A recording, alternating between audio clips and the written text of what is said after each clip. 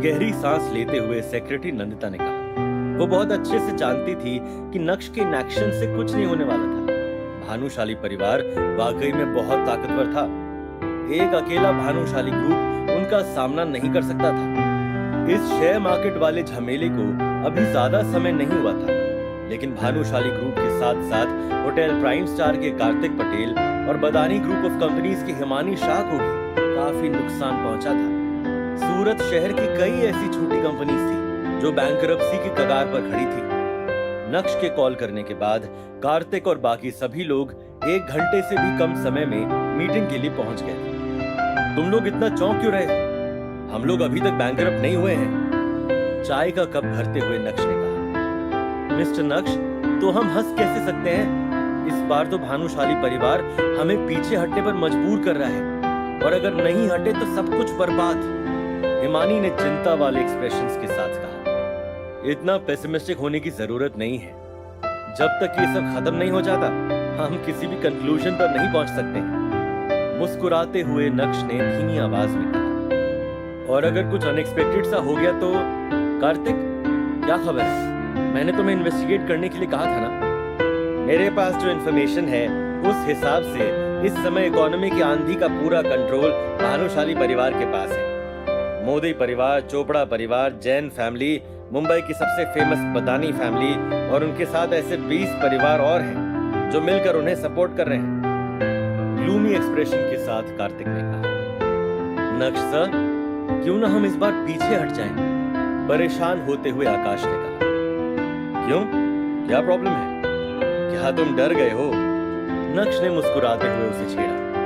नहीं, बस मुझे इस बात की चिंता हो रही है कि जब ये लड़ाई खत्म होगी तो ये भानुशाली ग्रुप आपके हाथ से जा चुका होगा। आकाश ने इससे आगे और कुछ नहीं कहा, लेकिन वहां मौजूद सभी लोग उसकी बात को अच्छे से समझ गए थे। ऑल राइट, तो किसी को भी परेशान होने की कोई जरूरत नहीं है। मैंने पहले से ही सारे इंतजाम कर दिए हैं। बस तुम लोगों से जितना हो सके उतना शेयर मार्केट को स्टेबलाइज करने की कोशिश करो। आज दोपहर 3 बजे से पहले उसे क्रैश मत होने देना। ये बोलते हुए अचानक से नक्श की आंखों में चमक आ गई। कॉन्फिडेंट होते हुए उसने कहा, हम नहीं हारेंगे। धीरे धीरे समय बीतने लगा और देखते ही देखते भानुशाली ग्रुप और बदानी ग्रुप ऑफ कंपनीज के शेयर्स नीचे आने लगे। हालांकि एक तरफ जहां सभी लोग ये सोच रहे थे कि भानुशाली ग्रुप आज दोपहर में मार्केट क्लोज होने तक भी नहीं टिक पाएगा, तो वहीं अचानक से चमत्कार हो गया। जैसे मानो शेयर मार्केट में फंड्स की बाढ़ आ गई हो। अचानक से उसमें इतने सारे फंड्स आ गए कि एक ही झटके में ना सिर्फ शेयर मार्केट स्टेबलाइज हो गया, बल्कि बदानी ग्रुप ऑफ कंपनीज और बाकी कंपनीज के शेयर में 30% का उछाल आ गया था। दोपहर 4 बजे तक शेयर मार्केट बंद हुआ, तब पता चला कि ये करिश्मा किसने किया। बिंद्रा ग्रुप के सीईओ राहुल बिंद्रा पूरी तरह से नक्श के सपोर्ट में उतर आए थे और उनकी मदद कर रहे थे। साथ ही साथ नक्श ने जिस कमल कोठारी से मुंबई में मुलाकात की थी, उन्होंने भी अपनी दोस्ती को निभाया और कोठारी परिवार भी नक्श को बचाने के लिए मैदान में उतर गया था। मुंबई शहर में कोठारी परिवार का भी एक अलग ही रुतबा था। एक ही पल में मार्केट के सारे फंड्स भानुशाली ग्रुप में ट्रांसफर कर दिए गए और 10 मिनट के अंदर पासा पूरा पलट चुका था। भानुशाली ग्रुप के शेयर्स में 200% का उछाल आ गया था। नक्श सर, क्या मैं कोई सपना तो नहीं देख रहा हूँ? आकाश ने एक्साइटेड होते हुए कहा। बिंद्रा ग्रुप और कोठारी परिवार, उन दोनों का साथ हमारे पास। खुश होते हुए हिमानी अपनी जगह से उछल पड़ी। बिजनेस की दुनिया में ये दोनों ही किसी से कम नहीं है। वाह, बहुत बढ़िया नक्श सर, क्या जवाब दिया है। रवीश, जो रिजर्व नेचर का है, उसने भी नक्श की तारीफ करते हुए कहा। सिर्फ हमें ही इसका फायदा नहीं हुआ है, बल्कि पूरे सूरत को हुआ है। नक्श ने सूरत की इकोनॉमी को डूबने से बचा दिया। कार्तिक ने अपनी आंखों के सामने मौजूद इलेक्ट्रॉनिक स्क्रीन को घूरते हुए कहा। मैंने तुम सबसे कहा था ना कि शांत रहो, चिंता की कोई बात नहीं है। भले ही ये कलयुग है, लेकिन यहाँ पर भी कभी कभी चमत्कार होते हैं और चमत्कार को हमेशा नमस्कार करना चाहिए। अपनी जगह पर बैठकर नक्श ने अपनी दोनों टांगे चौड़ी की और अपने कप में चाय डालते हुए बोला, लेकिन नक्श सर, आपको इन दोनों परिवार से मदद कैसे मिली? हिमानी ने कंफ्यूज होते हुए पूछा। अब तुम ही देखो। तुम मेरे साथ फ्यूचर में आगे बड़े बड़े काम कैसे करोगी? शातिर मुस्कान के साथ नक्श ने हिमानी को देखते हुए कहा। हालांकि नक्श ने हिमानी के सवाल का जवाब नहीं दिया, लेकिन सभी को समझ आ गया था कि नक्श उनसे क्या कहना चाहता है। इनडायरेक्टली यही ना कि तुम लोगों को ये सब जानने की कोई जरूरत नहीं है।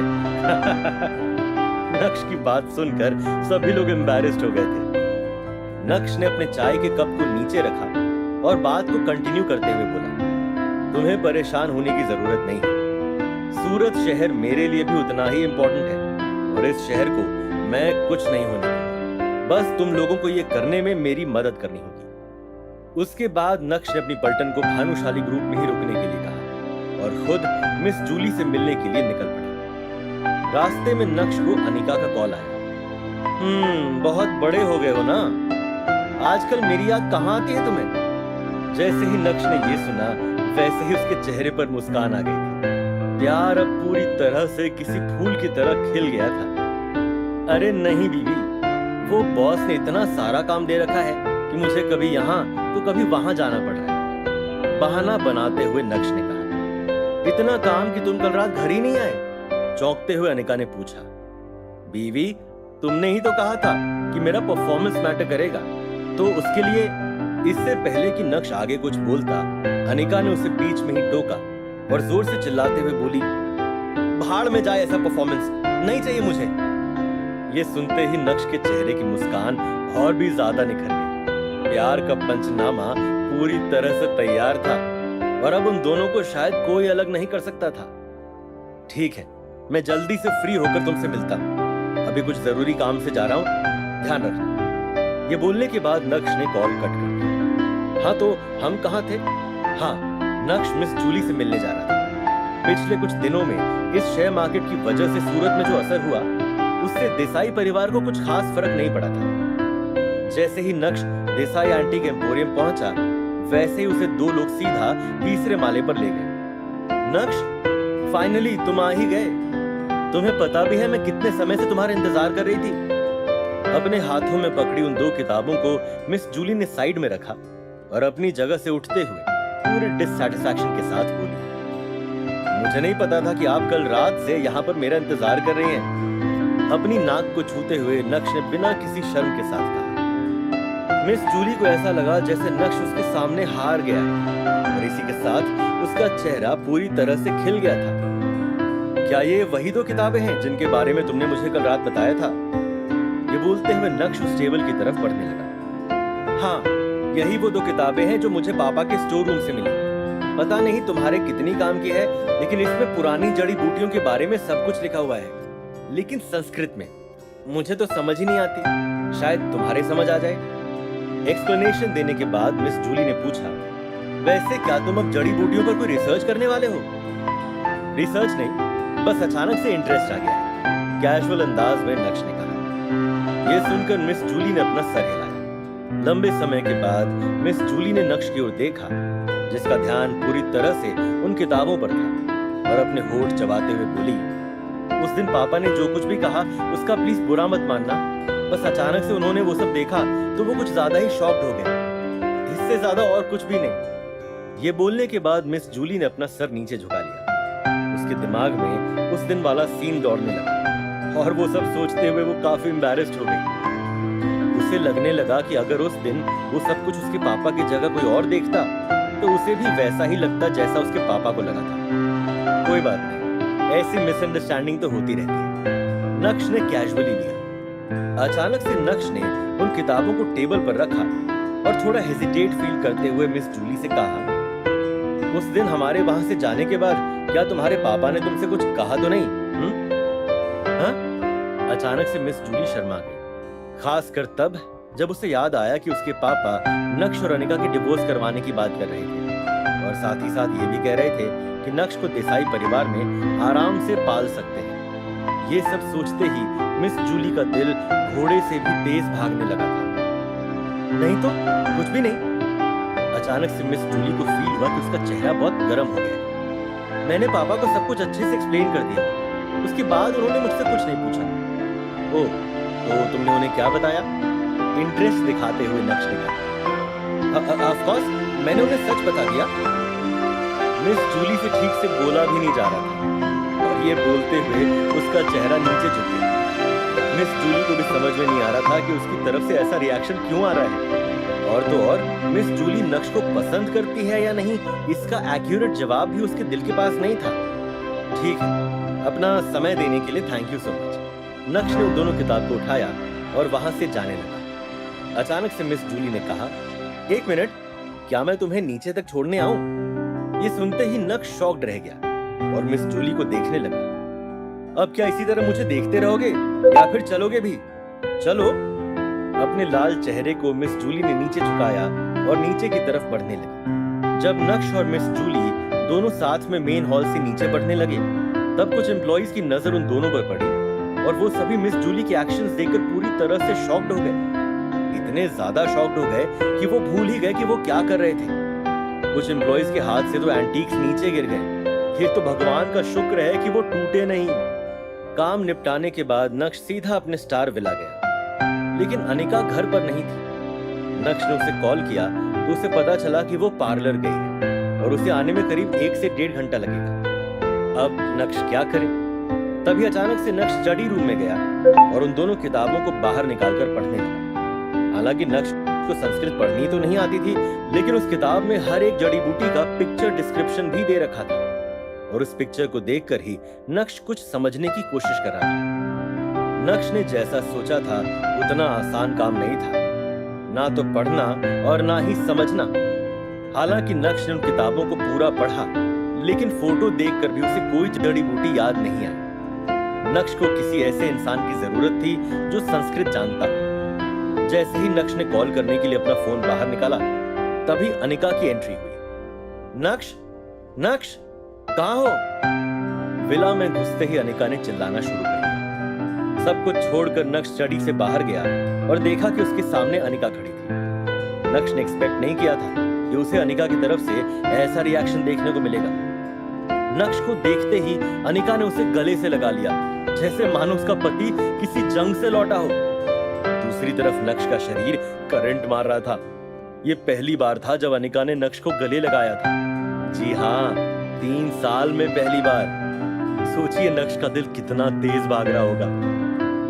ये मिलन पूरे 5 मिनट तक ऐसे ही कंटिन्यू रहा। उसके बाद अनिका ने नक्श को अलग किया और बोली, मैं इतने बड़े घर में अकेले नहीं रह सकती हूँ। अपने बॉस को बोलो कि कितना भी जरूरी काम क्यों ना हो, तुम रात को घर आओगे ही आओगे। अनिका की एक्सपेक्टेशंस अब नक्श से बढ़ती ही जा रही थी और नक्श भी ये सब देखकर बहुत खुश था। हालांकि वो अपने चेहरे पर अपनी खुशी बयान नहीं कर रहा था, बस भीनी मुस्कान के साथ अनिका को देख रहा था। क्या कुछ बोल क्यों नहीं रहे? सुनाई दिया ना मैंने क्या कहा? अनिका आंख दिखाते हुए बोली। क्या अनिका और नक्श का प्यार परवान चढ़ेगा या फिर इन दोनों की किस्मत में मिलन हमेशा आधा अधूरा ही रहेगा? अब चूंकि नक्श भानुशाली परिवार को मात दे चुका है, तो उनकी तरफ से कैसा रिएक्शन आएगा? भानुशाली परिवार की अगली चाल क्या होगी? क्या नक्श उस चाल को समझ पाएगा? क्या नक्श अगला वार झेल पाएगा या फिर इस कहानी की असली शुरुआत बाकी है? जानने के लिए सुनिए Insta Empire only on Pocket FM.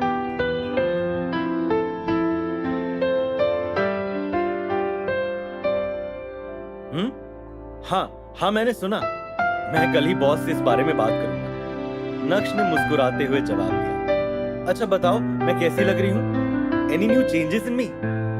आज से पहले अनिका ने कभी नक्श से ये सब नहीं पूछा था और नक्श को भी इन सवालों की आदत नहीं थी। इसलिए जब उसने ये सुना तो उसे समझ नहीं आया कि वो कैसे रिएक्ट करे। भले ही नक्श को कोई आइडिया नहीं था कि वो क्या कहे, लेकिन अनिका की बात सुनकर वो गौर से उसे देखने लगा। ये देखकर अनिका भी थोड़ी शर्मा गई थी।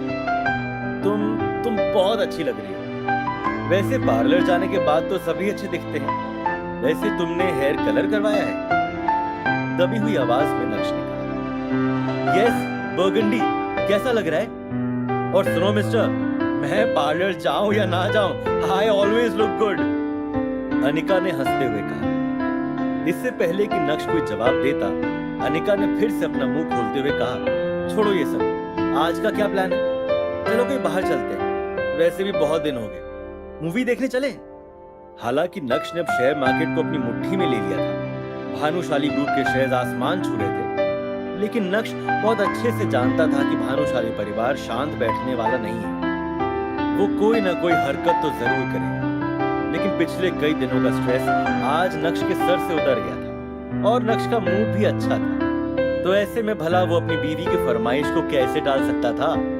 हाँ, क्यों नहीं, चलो तैयार हो जाओ, आज की शाम हम बाहर ही बिताते हैं, मुस्कुराते हुए नक्श ने कहा। और अनिका ये सुनकर बहुत एक्साइटेड हो गई। जल्दी से वो तैयार होने चली गई। करीब आधे घंटे बाद नक्श और अनिका दोनों तैयार होकर विला से निकल गए। सबसे पहले उन दोनों ने मूवी देखी, साथ में चीज वाले पॉपकॉर्न भी खाए। उसके बाद दोनों ने पहली बार कैंडल लाइट डिनर किया।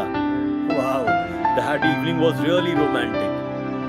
आज की शाम को अनिका के साथ बिताकर नक्श को एहसास हुआ कि उसके प्यार का जादू काम कर गया है और उसने जो अनिका के पापा यानी अपने गुरुजी से जो वादा किया था वो भी पूरा हो गया है। नक्श बहुत खुश था।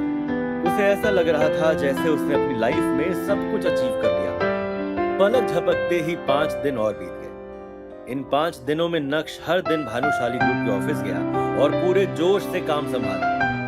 ऑफिस से निकलकर वो सीधा अपने विला जाता था और अपने और अनिका के लिए रात का डिनर बनाता था। दोनों साथ में डिनर करते थे और उसके बाद एक लंबी वॉक पर जाते थे। जिन मोमेंट्स को नक्श ने हमेशा सपनों में ही देखा था वो आज हकीकत बनकर उसके सामने थे और नक्श उन पलों को जी रहा था। नक्श और अनिका का रिश्ता अब धीरे धीरे अपनी स्पीड पकड़ रहा था। दोनों एक दूसरे के साथ काफी कंफर्टेबल हो गए थे। अनिका के मन में नक्श के लिए फीलिंग्स अब पूरी तरह से बदल गई थी। फाइनली वो इकोनॉमी वाला तूफान जिसे भानुशाली परिवार ने दिशा दिखाई थी वो 8वें दिन जाकर हमेशा के लिए खत्म हो गया। भले ही भानुशाली परिवार के पास 20 दूसरे परिवारों की ताकत थी, लेकिन बिंद्रा ग्रुप और कोठारी परिवार के सामने वो 20 परिवार कुछ भी नहीं थे। यही वजह थी कि भानुशाली परिवार और फंड्स का इंतजाम नहीं कर पाया। लेकिन अब शेयर मार्केट में भानुशाली ग्रुप के शेयर्स खलबली मचा रहे थे। ओह गॉड, फाइनली ये सब खत्म हो गया। गहरी सांस लेते हुए कार्तिक ने कहा, सच में ये सब बिल्कुल भी आसान नहीं था। हिमानी की आंखों में एग्जॉशन साफ नजर आ रहा था। हालांकि हम जीत गए लेकिन हमें नुकसान भी काफी भारी हुआ है। लंबी सांस लेते हुए रवीश ने कहा, भानुशाली परिवार के साथ हुई इस लड़ाई में कहीं से भी धुआं नहीं उठा, कोई घायल नहीं हुआ, कोई मरा नहीं, लेकिन पैसे पानी की तरह बह गए थे। एक्चुअल हिसाब का तो पता नहीं, लेकिन कम से कम 3000 करोड़ रुपए का नुकसान तो हो ही गया था और अब इस नुकसान की भरपाई करनी थी। यकीनन इस लड़ाई में बहुत खतरा था, क्योंकि नक्श को पता नहीं था कि भानुशाली परिवार के साथ और कितने लोग हो सकते हैं।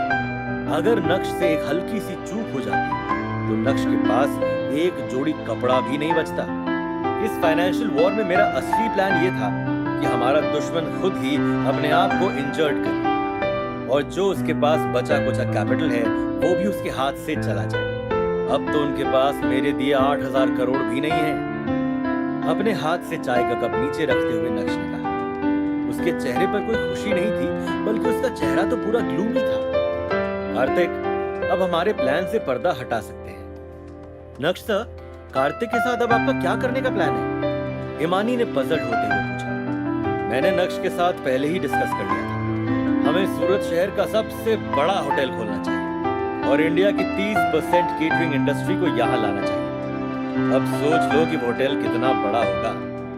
धीमी आवाज में कार्तिक ने एक्सप्लेन किया। ये तो बहुत ही अच्छा आइडिया है। नक्श सर, क्या आपको इसमें हमारी किसी हेल्प की जरूरत है?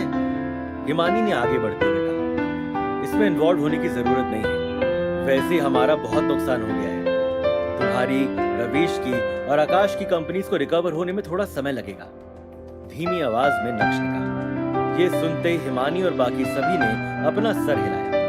इस फाइनेंशियल वॉर में सूरत की कई ऐसी कंपनीज थी जो प्रेशर झेल नहीं पाई और जीत के बाद भी उन्हें बंद होना पड़ा। 3 दिन बाद एक ऐसी खबर सामने आई जिसने पूरे सूरत को हिला के रख दिया।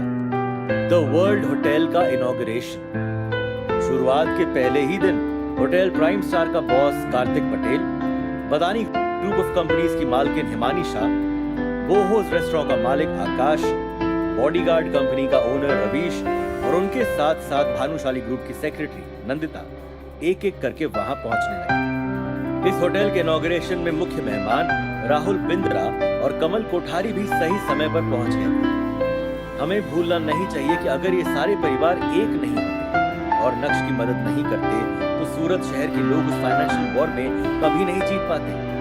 सभी ने बराबर का योगदान दिया था। हालांकि किसी को भी नहीं पता था कि इतने बड़े आलीशान द वर्ल्ड होटल का ओनर कौन है, लेकिन उस होटल को देखकर सभी को इतना तो पता चल ही गया था जो भी होगा वो बहुत ही धांसू होगा।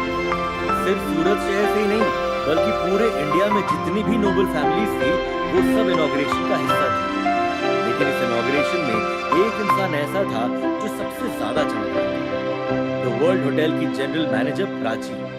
क्या लग रही थी वो, एक तो वैसे ही इतनी खूबसूरत, ऊपर से आज ट्रेडिशनल में तो उसने गदर ही ढा दिया था। सारी मीडिया कंपनीज उसका ही इंटरव्यू ले रही थी और वो सभी को उस होटल के बारे में बता रही थी। आप यकीन नहीं करेंगे, फुटबॉल के 10 ग्राउंड जितना बड़ा होटल था जिसको बनाने में करीब 1000 करोड़ रुपए का खर्चा हुआ था। एक दिन के अंदर ही द वर्ल्ड होटल ने अपना नाम कमा लिया था। साथ ही साथ प्राची का भी नेटवर्थ बढ़ गया और वो पूरे सूरत में काफी पॉपुलर हो गई। अब वो कई जवान अमीर लड़कों का टारगेट बन गई थी। रात को अनिका ने नक्श को कॉल किया और खुद प्राची के साथ अपने घर चली गई। अरे वाह, आज प्राची आई है, आओ आओ बैठो, बातें करते हैं, चित्रा ने वार्मली वेलकम करते हुए कहा। मैंने एक्सपेक्ट नहीं किया था कि तुम इतने बड़े होटल की बॉस बन जाओगी। अगर तुम्हें कोई कनेक्शन मिले तो अनिका को मत भूलना। आंटी प्लीज, आपको मुझे मक्खन लगाने की जरूरत नहीं है, मैं तो बस किसी और के लिए काम कर रही हूँ, प्राची ने मुस्कुराते हुए कहा। कोई बात नहीं, खुश होते हुए चित्रा बोली। उसी समय अचानक से अनिका ने अपना हाथ प्राची के कंधे पर रखा और बोली, मुझे सच सच बता कि इतने बड़े आदमी से तेरी मुलाकात कब और कैसे हुई, किसने मिलवाया तुझे? अनिका प्राची का फैमिली बैकग्राउंड बहुत अच्छे से जानती थी। अचानक से इतने बड़े होटल का बनना, बड़े बड़े गेस्ट्स का आना और प्राची का जनरल मैनेजर बनना, अनिका को ये सब कुछ अजीब लग रहा था। कौन बड़ा आदमी? ऐसा कुछ नहीं है, मेरे बॉस को लगा कि मैं वो काम अच्छे से कर सकती हूँ तो उन्होंने मुझे मौका दे दिया। प्राची की आंखों में पैनिक दिखाई दे रहा था। नक्श की परमिशन के बिना भला वो सबके सामने नक्श की आइडेंटिटी कैसे एक्सपोज कर सकती थी, इसलिए उसे कुछ ना कुछ बहाना तो बनाना ही था। ओ, कौन है तेरा बॉस? मुझसे कब मिलवा रही है? छेड़ते हुए अनिका ने कहा। बहुत जल्दी, बस वो अभी अभी होटल खुला है तो काम बहुत ज्यादा है, जैसे ही मैं फ्री हो जाऊंगी तुझे मिलवा दूंगी, ऑकवर्ड होते हुए प्राची ने कहा। तभी अचानक से दरवाजा खुला और नक्श अंदर घुसा। उसी समय प्राची भी अपनी जगह से उठी और उसकी आंखें नक्श पर जाकर अटक गई। तुम आ गए? मुस्कुराते हुए अनिका ने पूछा। हाँ, नक्श ने सर हिलाया। प्राची कब आई? अच्छा चलो तुम लोग बातें करो, मैं थोड़ा थक गया हूँ, ऊपर जाकर थोड़ा आराम कर लेता हूँ। प्राची ने गहरी सांस ली जब उसने देखा कि नक्श ऊपर जा रहा है, लेकिन चित्रा के चेहरे पर 12 बज गए। तुम्हें दिखाई नहीं दिया कि मैं भी यहाँ बैठी हूँ? आंखें पूरी तरह से खराब हो गई है क्या? ठीक है, मेरी इज्जत नहीं करता, कोई बात नहीं, लेकिन घर है, मेहमान को क्या खाना है कम से कम वो तो पूछ लेता। बेमतलब से बस चित्रा गरजने लगी। आंटी, किसी को भी तकलीफ उठाने की कोई जरूरत नहीं है, मुझे भूख नहीं है। प्राची अंदर ही अंदर रोना चाहती थी, लेकिन उसकी आंखों में आंसू भी नहीं आ रहे थे। चित्रा का दिमाग तो देखो, प्राची के कंधे से बंदूक चला रही थी। अच्छा ऐसी बात है, तो फिर तुम्हारी आंटी तुम्हें कम से कम पानी तो पिला ही सकती है। चित्रा तुरंत ही अपनी जगह से उठ गई। अब जब प्राची इतने बड़े होटल में इतनी बड़ी पोजीशन पर पहुंच गई थी तो चित्रा का तो उसके आगे पीछे घूमना वाजिब है। उसे कभी भी प्राची से फेवर की जरूरत पड़ सकती है। कमरे में जाते ही नक्श बिस्तर पर किसी बेलगाम घोड़े की तरफ पड़ गया था और अपने फोन में मेल्स चेक कर रहा था। उसी समय अचानक से दरवाजा खुला और अनिका कमरे में आई। नक्श, परसों एक इवेंट है, क्या तुम मेरे साथ चलना चाहते हो? अंदर ही अंदर अनिका एक्सपेक्ट कर रही थी कि नक्श बस हाँ कर दे। कौन सा इवेंट? क्यूरियस होते हुए नक्श ने पूछा। कुछ दिनों पहले जो इकोनॉमिक टर्ब्यूलेंस हुआ उसमें सावेरी परिवार का बहुत नुकसान हुआ, इसलिए लाहौटी फैमिली और कुछ और फैमिलीज मिलकर सूरत में एक बहुत बड़ा विला बनाने का सोच रहे हैं जिससे वो पैसा कमा सके। जेंटल अंदाज में अनिका ने कहा। मैं वहां जाकर क्या करूंगा? कंफ्यूज होते हुए नक्श ने पूछा। उसे उन लोगों के साथ बातचीत करना पसंद नहीं था, लेकिन इसका मतलब ये नहीं था कि हमारा नक्श घमंडी है। बात इतनी सी है कि अब छोटे छोटे प्रोजेक्ट्स उसकी आंखों को अट्रैक्ट नहीं करते थे। जावेरी परिवार की 60% शेयर्स मेरे पास हैं, तो मैं ही फैमिली को रिप्रेजेंट करने वाली हूँ। तुम मेरे पति हो, ना चलने का तुम्हारे पास कोई रीजन नहीं है। अपने चेहरे को नीचे झुकाकर अनिका ने धीमी आवाज में कहा, हालांकि ये सिर्फ एक एक्टिविटी है। हम कैंप्स में रहेंगे, खुले आसमान के नीचे, नदी किनारे। वाह, कितना मजा आएगा। ये सब बोलते हुए अनिका काफी एक्साइटेड हो गई थी। कितने दिन की एक्टिविटी है? अचानक से नक्श की आंखें बड़ी हो गई। ज्यादा नहीं, बस 1 हफ्ता। अनिका की आवाज अचानक से धीमी हो गई। लेकिन तुम्हें चलना है, मतलब चलना है, मैं कुछ नहीं सुनूंगी। अच्छा अच्छा ठीक है, हमें निकलना कब है? सर हिलाते हुए नक्श ने पूछा। कल। ये बोलने के बाद अचानक से अनिका का ध्यान नक्श के कपड़ों पर गया जो उसने पहने हुए थे। क्या तुम अपने कपड़े बदल सकते हो? अब तो तुम्हारे पास पैसों की कोई कमी नहीं है, तो फिर ऐसे पुराने ओल्ड फैशन कपड़े पहनकर क्यों घूमते फिरते हो? ये तो एक कैंपिंग का ट्रिप है ना, उसके लिए भी तुम चाहती हो कि मैं नए नए कपड़े लेकर चलूं? सर खुजाते हुए नक्श ने पूछा। गहरी सांस लेते हुए अनिका ने कहा, छोड़ो ये सब। जब समय आएगा तो तुम्हें सिर्फ और सिर्फ मुझे ही फॉलो करना है। तुम्हें और किसी भी चीज पर ध्यान देने की कोई जरूरत नहीं है। ठीक है, वैसे भी मैं तुम्हारा बॉडीगार्ड हूँ। अपने हाथ में चाय कॉफी लेकर तुम्हारे पीछे पीछे चलूंगा। नक्श ने अपना फोन साइड में रखा और मुस्कुराते हुए कहा, आखिर ये कैंपिंग के ट्रिप का माजरा क्या है? क्या जावेरी परिवार की हालत कुछ ज्यादा ही खराब हो गई है? क्या इस ट्रिप में भी कुछ कांड होने वाला है? वो नए विला के बनाने के पीछे की क्या कहानी है? क्या इससे जावेरी परिवार को कोई फायदा होगा? बीते दिनों में क्या कुछ खास हुआ है जो हमारी आंखों के सामने नहीं आ पाया? जानने के लिए सुनिए इन